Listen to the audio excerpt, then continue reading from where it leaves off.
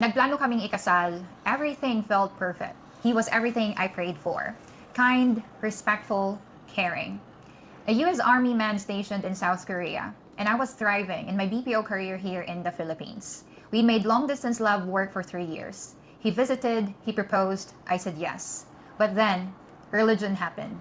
His mom didn't approve, and I couldn't change who I was. I chose to walk away. I blocked him, I disappeared. For 7 years, I tried to forget, until one day, I checked his profile and saw the life he built with the woman his mom always wanted for him. This is the story of love, sacrifice, and letting go. Of choosing peace over pain.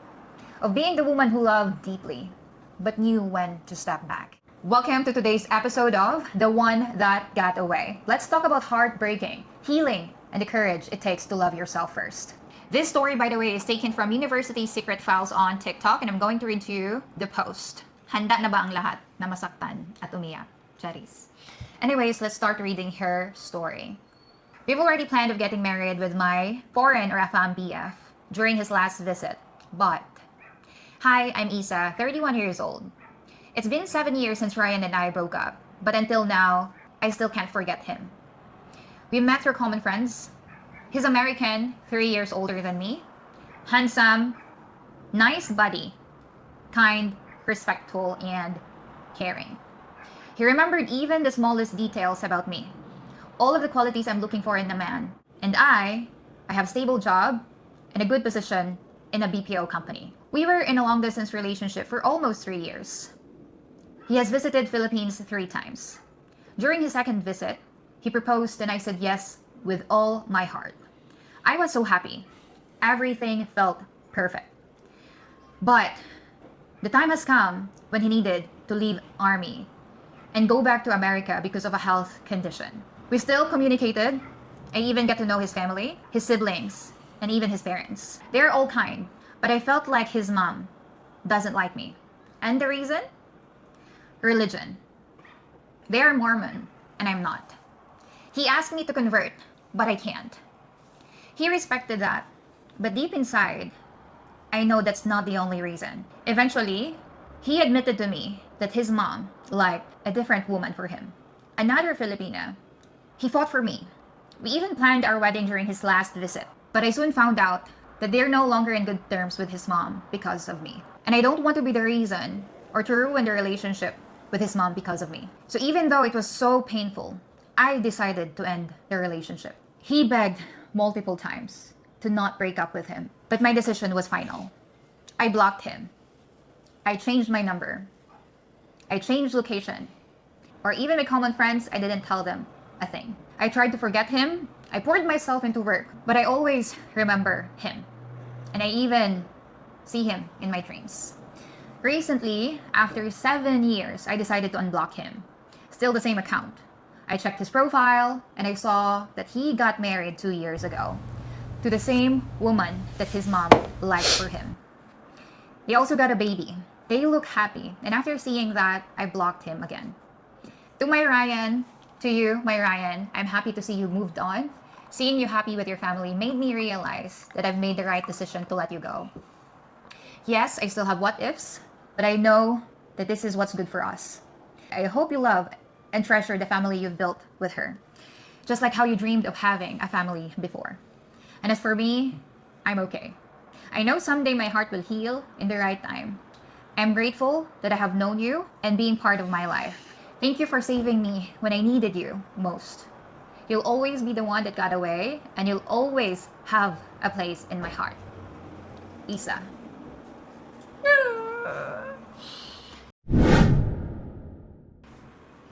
This is a very sad story, actually. And while I was reading this earlier, because I've read it multiple times, and every time I read the story again, I just can't help but being emotional. It's that deep for me that it really moved me in a different level. And this is very, very sad. Because for me, I think one of the selfless form of love is letting someone go despite knowing that you love the person dearly. Well, I think that's the point there. She let him go. There's no got away. She let him go. I kind of think that Ryan, I think was his name, dodged a bullet here. I mean, I'm sure she's a nice person and all that stuff, you know, and and I know people have a lot of different journeys in life, so no judgments overall, but it sounds like the mom didn't really like her, but they never met, right? She never met her mom.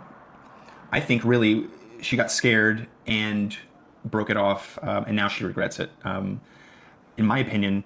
And then she even blocked the guy, right? So, I mean, who knows if she explained to him exactly why they were breaking up, but it sounds like he was fighting for her, loved her, was going to marry her. Then she broke up with him out of nowhere because of his mom, apparently, and then blocked him for 7 years.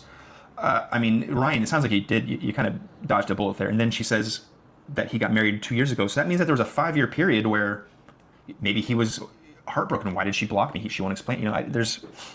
Even if I dearly love the person, but I know that a family member doesn't like me, especially it's a mom. It's not just any family member, it's the mom. And the mom loves someone for her son. And it's someone that they're part of their religion. And I think that if I'm in that position, I definitely will. I already lost him. I think that's a different situation than kind of the one that got away in a sad situation. That is her, maybe maturely and maybe correctly, realizing that they are not a match and should not get married. That is maybe sad, but that's not a one that got away situation. That's a, you know what, we are not a match and actually we shouldn't get married. So I think that's a little bit of a different situation. Mm-hmm. Well, Issa, I commend you for the courage of sharing your story. I know it definitely is not easy, knowing that was your situation 7 years ago, and I feel like that was really heartbreaking for you. Reading your story made me really emotional. Yeah. And she's still feeling it. Yeah, she's still feeling it, of course, because that's the love of her life, and seeing him happily married to someone else is just a different kind of, you know. I think the first step of healing is to, in my opinion, is to own that is something that you did and wanted.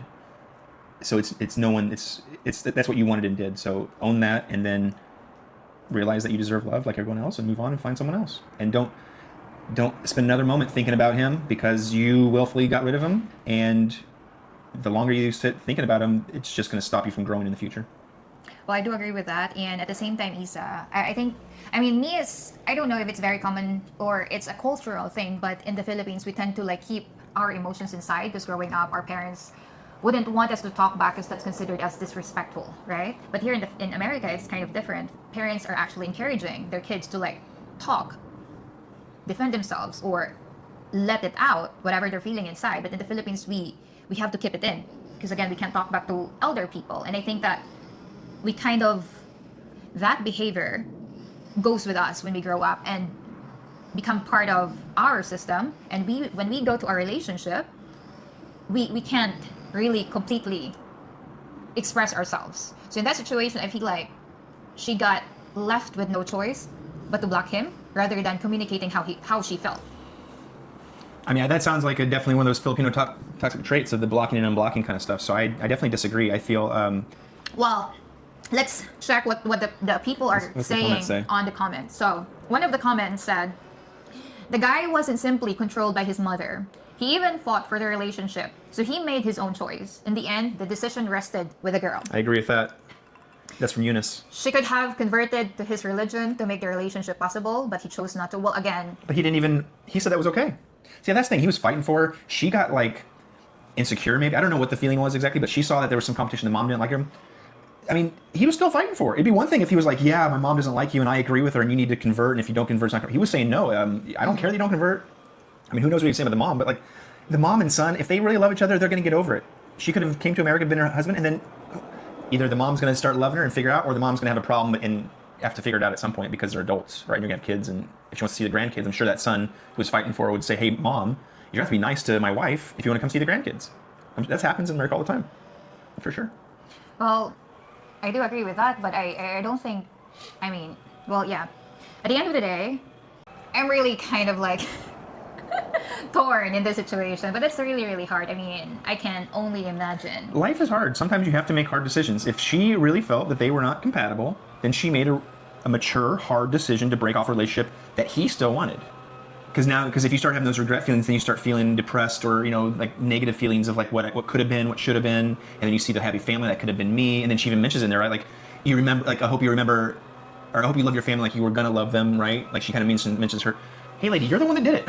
You know, you're the one that said break it off. So yeah, and I also kind of want to highlight the time frame of when the breakup happened and when the guy was married. There's like a 5-year gap between the breakup and the marriage part, right? So I feel like the guy was also heartbroken considering that it took him long time to get married with the other girl. Yeah. And advice as a fellow Filipina girlie here Fellow? who's also dating, now married to a fam, is that the best thing you can do for now is to move forward, because again, you can never go back to the past. You can only learn from it and use it as an inspiration, as a motivation for you to, or apply what you have learned in the past. So in order for you to grow, yeah, and find a new relationship that works for everyone. Exactly. Also, I'm a very firm believer in the saying that everything happens for a reason. We don't know what the reason is, maybe, but I do believe that it's always for the best. And you're only 31, girl. You still have a lot ahead of you. And I truly believe, I'm seeing your heart based on the story. I can see how kind you are, and I can also see the goodness in your heart. So I believe that there is a right person for you, and soon or later, you'll eventually find the right man. If you have any inputs about this podcast, let us know in the comment section so we can discuss it. Other Filipina can also relate, or they, just advice for other Filipinas out there who may have the similar situation or same situation like Issa and Ryan. So thank you so much for watching or listening to our podcast. I'll see you guys on our podcast. Let us know if you have any stories that you want to share so we can also feature that here on our first ever podcast, not really love story. Relationship story podcast. Go Go join our group. Bye. Don't forget to subscribe.